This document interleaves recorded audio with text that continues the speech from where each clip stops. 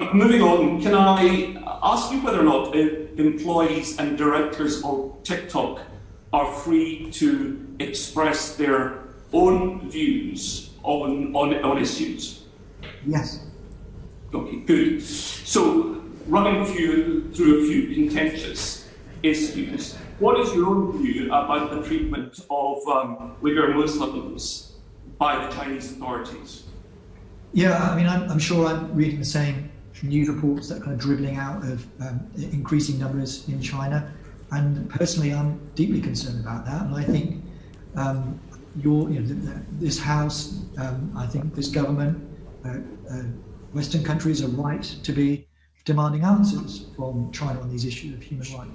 But are you persuaded, for instance, you'll have seen the very powerful news reports from well-regarded news agencies. Do you yourself believe, when you read that women are being forcibly sterilised, that there are concentration camps, and that people are being tortured? Do you believe that? I mean, I see all the same stuff that you're seeing, and I also see the somewhat kind of less convincing answers that the government is giving on the other side. So, yeah, I absolutely share the concern that you have on this issue. Well, I think we're all concerned, but do you believe the reports about the torture of the Uyghur Muslims? I think the evidence is increasingly strong, if you're asking me personally. Do the people of Tibet have the right to self-determination, and if they choose it, the right to independence? I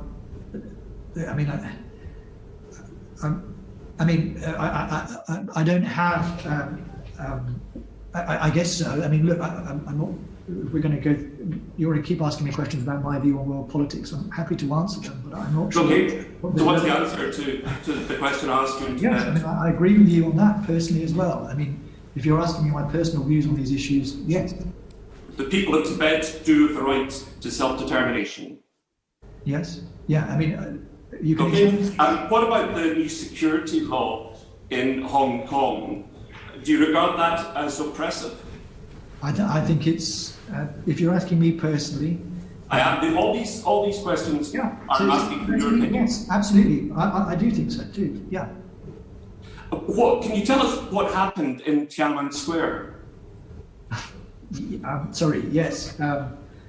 Yeah. I mean, I was younger then as well, and we've all seen the video of that brave man protesting, and then the massacre that followed. So, I'm not a historian. So No, but you're an educated man. Yeah. Do you believe and can confirm that Chinese students were massacred by the Chinese authorities? I believe so. Yes. Now, I'm interested in your answers because your company apologised to Feroza Aziz last year. Now, she was an American teenager, Yeah. and her account was banned by TikTok after she posted videos highlighting Chinese oppression of the Uyghur Muslims. Doesn't that say something about the corporate culture of TikTok? No. Let me explain what happened there. In this instance, Feroza Aziz posted a video that contained an image of Osama bin Laden, and we then kind of blocked her account in terms of our mechanisms. It took some time for that account to be blocked.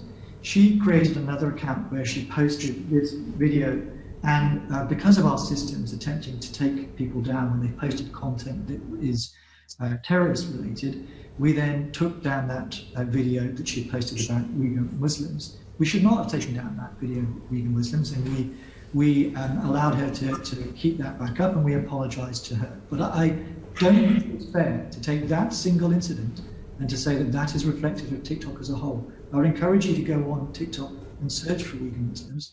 And I can understand your line of questioning, but what I'm saying to you is that TikTok is a business outside of China. TikTok in the UK is led by a European management team that have the same concerns, the same worldview that you do. We care about our users, and so does our community cares about TikTok.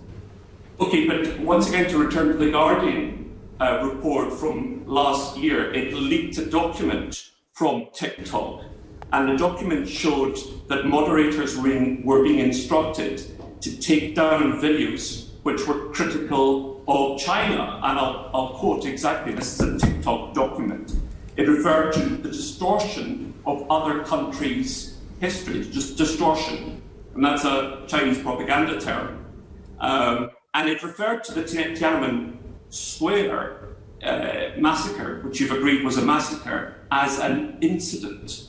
I mean, that's Orwellian to call it an incident. And that is a TikTok document giving instructions to your moderators. That is not our moderation policy. You can go on TikTok and check it for yourself. It's a TikTok document.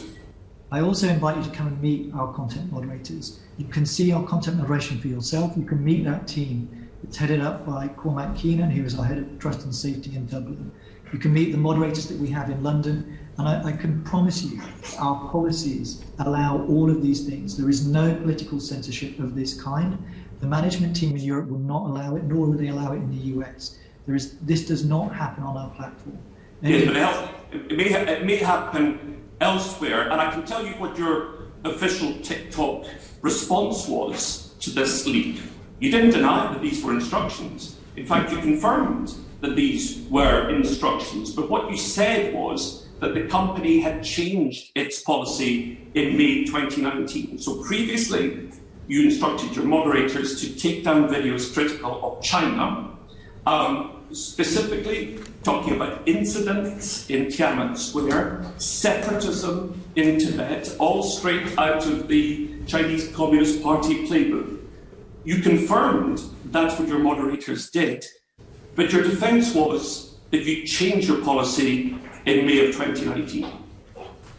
And it's highly regrettable that that's what it was, but it is not our policies today, nor has it been for a long time. But you can understand why we're also suspicious of you, can't you? Because we've seen throughout this session, we've seen a whole series of very disturbing concessions from you about things that your company has done, that you've been caught doing, whether it comes to children, paedophilia, oppression of political views, suppression of political views. And your response always is, and has been throughout, well, we're sorry about that, but it's better now.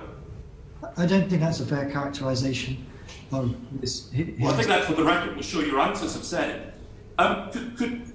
Finally, is it not the case that while you may have, under pressure from The Guardian and others, taken down content in the past and now revised your policy, on issues like Tiananmen Square and Tibet, the content may be kept up, but your algorithms ensure that that content gets much more limited distribution than it should get?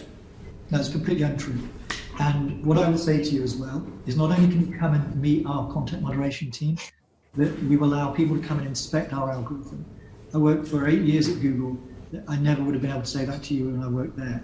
Now that I'm here at TikTok, we know that people have these concerns, and we know that it's because that we have this question about China hanging over us. And that's why, as I've consistently said through this hearing, we are committed to a higher level of transparency than anyone else, because we want to prove that our platform does not have any influence from China, that there is, and that this is a place where LGBT community, where people with body positivity, they are welcome, they are protected, they are celebrated, and they're lifted up. Okay, thank you, Mr. Bertram.